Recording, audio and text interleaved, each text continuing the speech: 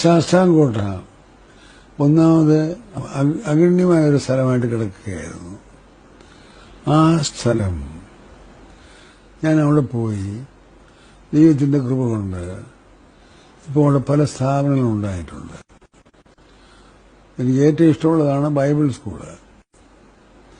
ആ കുട്ടികൾ ഇപ്പോഴൊരു 1500 കുട്ടികൾ അവിടെ വന്ന് പഠിച്ചിട്ട് പോയിട്ടുണ്ട്.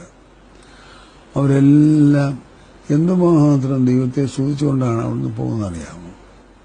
ഞാനും മുമ്പ് വരെ ക്ലാസ് എടുക്കുമായിരുന്നു. എൻ്റെ ക്ലാസ്സെല്ലാം അവർക്ക് വളരെ ഇഷ്ടമായിരുന്നു. അങ്ങനെ ഒന്ന് ബൈബിൾ സ്കൂള്, ഓർഫനേജ്, ആശ്രമം, പിന്നെ എഡ്യൂക്കേഷൻ ഇൻസ്റ്റിറ്റ്യൂഷൻസ്, അന്യ സ്ഥലത്ത്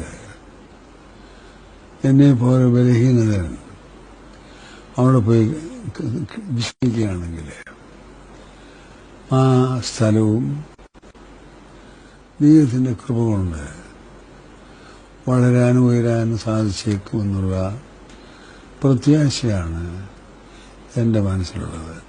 അതുകൊണ്ട് നമ്മൾ അവയുടെ കൊമ്പ് പല സ്ഥലത്തും ഉയരണമെന്നുള്ള ആഗ്രഹമാണ് എൻ്റെ മനസ്സിനകത്തുള്ളത്. ഇനിയിപ്പോൾ എനിക്ക് മനസ്സിൻ്റെ ആഗ്രഹമുണ്ട് അവിടെ ഒരു നല്ല ഒരു പാവപ്പെട്ടവരെ ശുശ്രൂഷിക്കുന്ന, ഗതിയില്ലാത്തവരെ അവിടെ കൊണ്ടുവന്ന് താമസിപ്പിച്ചിട്ട് അവർക്ക് നല്ലൊരു അന്ത്യം കിട്ടുവാനായിട്ട് സൗകര്യം ഉണ്ടാക്കണമെന്ന് എനിക്കൊരു കൊതിയൂടെ ഉണ്ട്. വാസ്തവത്തിൽ അത് നിർവഹിച്ചു തരട്ടെ എന്ന് ഞാൻ പ്രാർത്ഥിക്കുന്നു. പിന്നീട് സാധിക്കുമെങ്കിൽ നമ്മുടെ വിമൻ സെഷന് ഒരു ട്രെയിനിങ് കിട്ടുവാൻ തക്കതും വേണം.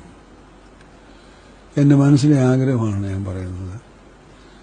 ഞാൻ അവിടെ കെട്ടിടമുണ്ടാക്കിയിട്ട് ഒരു തിയോളജിക്കൽ ഇൻസ്റ്റിറ്റ്യൂഷൻ ഫോർ വിമൻ അവർ പഠിച്ച് നമ്മുടെ സ്ത്രീകളുടെ ഇടയിൽ ജോലി ചെയ്ത് അവരെ വിശുദ്ധരാക്കാൻ സാധിക്കണമെന്നുള്ളതാണ് എൻ്റെ മനസ്സിലെ ആഗ്രഹം.